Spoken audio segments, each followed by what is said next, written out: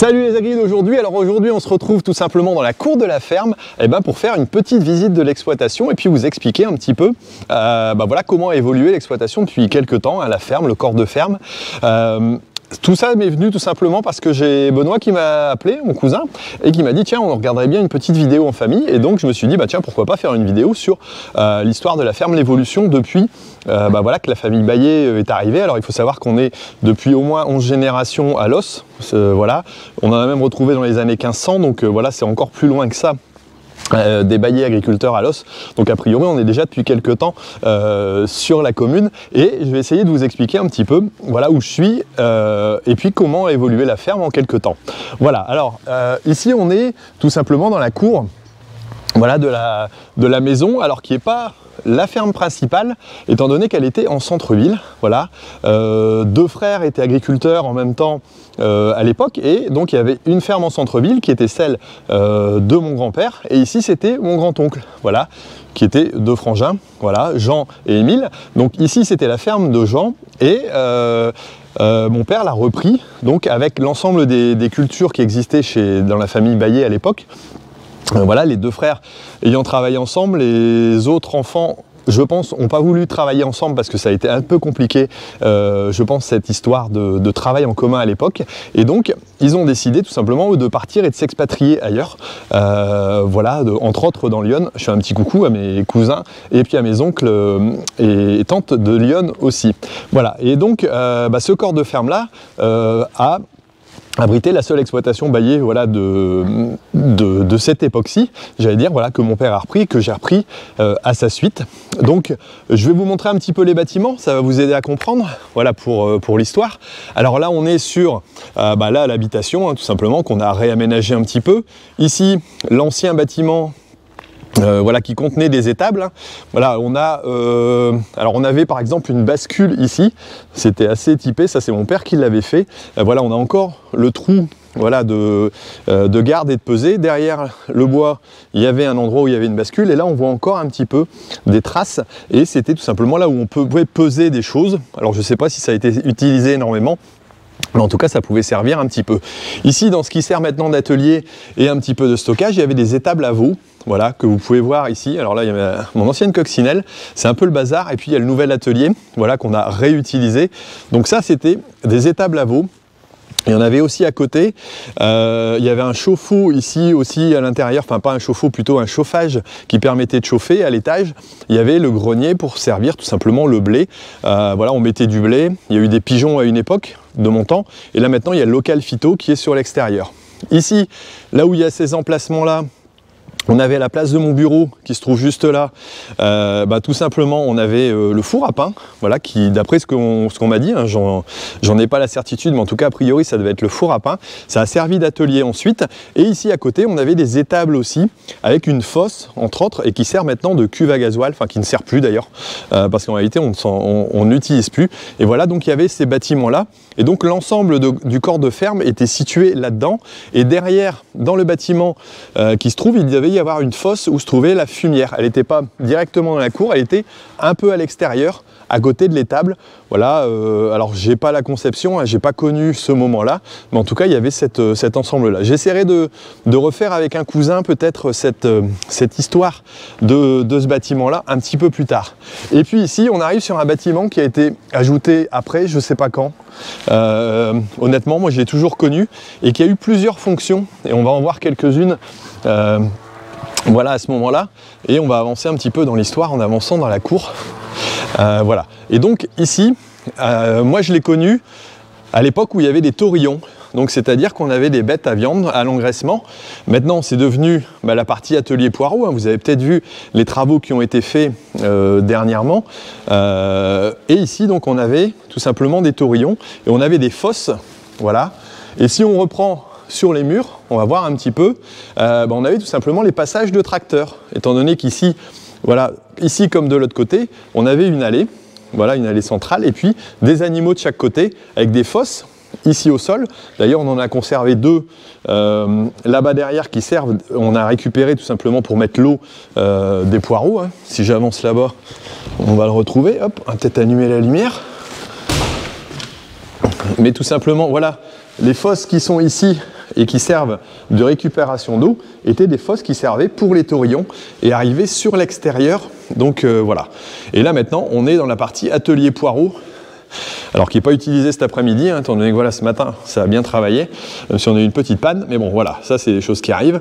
Et donc tout cet atelier poireaux là qui a été installé l'an dernier, qui a été mis en place, voilà, a été aménagé, j'allais dire, depuis peu. On avait recreusé ici un petit trou de passage, et puis bah voilà un petit peu, hop, allez, on va repasser sur l'extérieur, et puis je vous réexplique la suite. Donc voilà, cette partie-là a été couverte comme ça, et donc il y a eu des taurillons. On voyait il y avait un passage aussi ici, hein. Voilà une entrée, et donc on donnait à manger dans les couloirs qui se trouvaient là entre deux.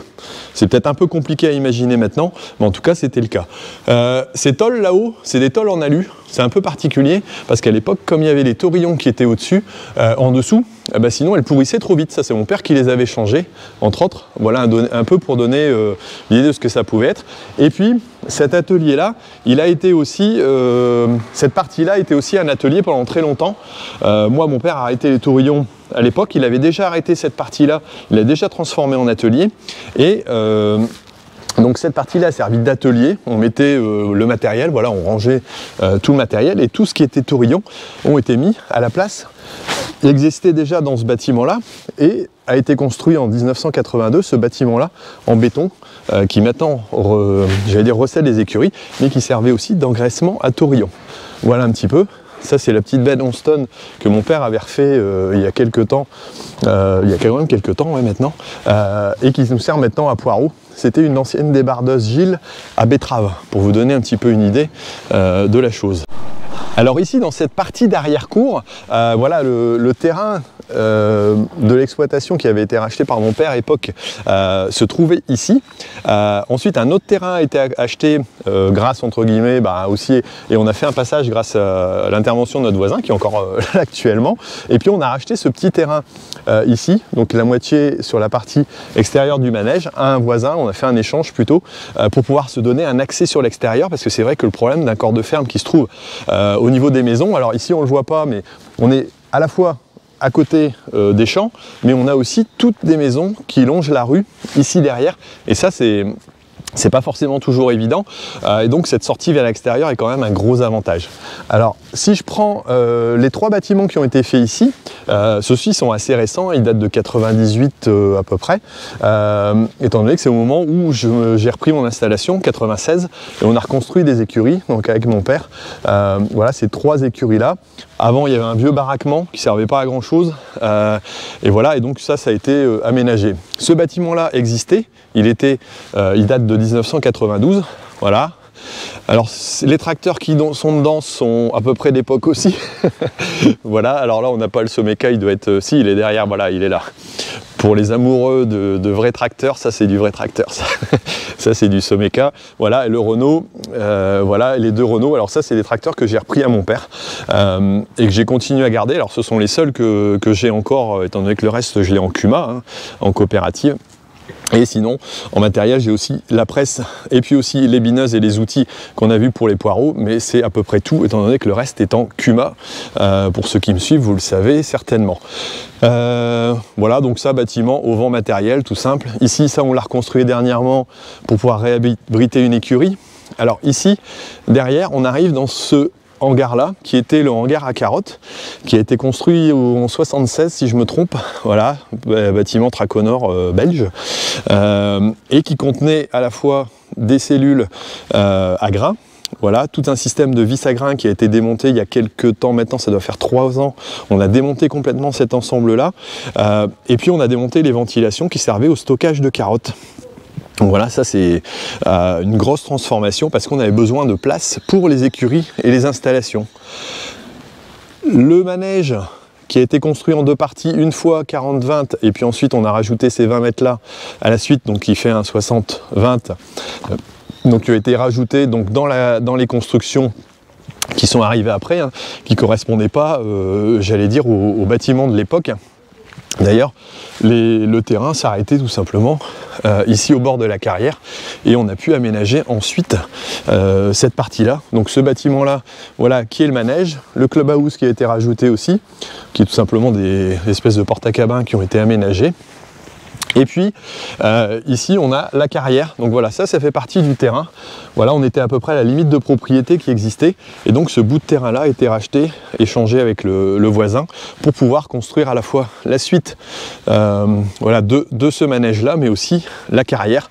Et donc on a fait ce passage là, cette entrée, afin de pouvoir accéder sur l'extérieur. Alors ce qui nous a permis de reprendre après par la suite voilà, un terrain sur lequel on a pu mettre un hangar à paille, plutôt à l'extérieur, sans j'allais dire sans électricité, sans risque, voilà, et vaut mieux parce qu'il a brûlé aussi celui-là en 2003. Voilà, c'est quand même un gros souvenir parce qu'après on a dû reconstruire ça à 4x4. Petite pensée si jamais tu me regardes, à Marco qui a brûlé il n'y a pas longtemps, et oui, ça arrive toujours, il faut toujours y faire très attention.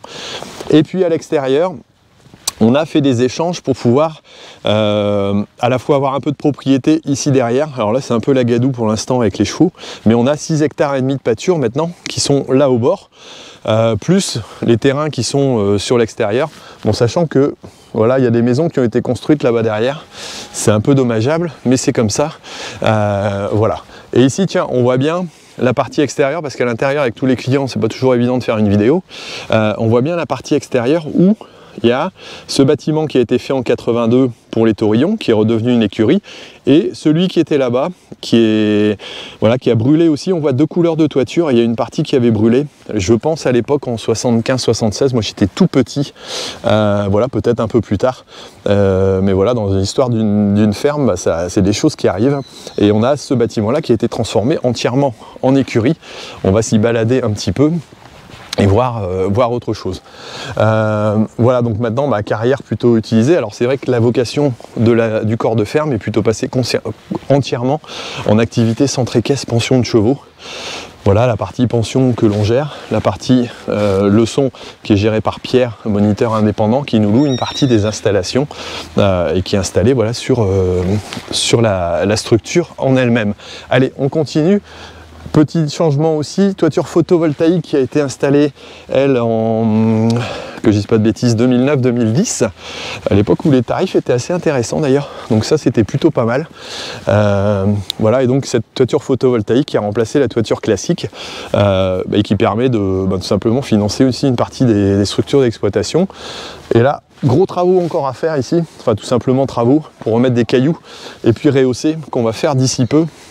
Peut-être que quand la vidéo sera sortie, ce sera fait, parce qu'on y pose sérieusement. Allez, on va aller se balader à l'intérieur. Alice, elle ne veut pas être prise en image.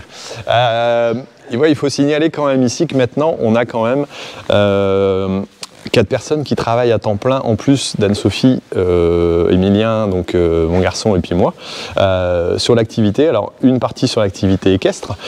On en a 2 qui sont en arrêt maladie aussi, voilà, bah, ça arrive, c'est des petits soucis voilà, perso qui ne sont pas toujours évidents à gérer, mais donc ça fait que le corps de ferme et puis l'exploitation a grandi en taille, certes, mais aussi a grandi aussi en termes de personnes, parce que bah, c'est vrai qu'il faut du monde pour l'activité centrée caisse, il faut du monde pour les poireaux, pour la culture.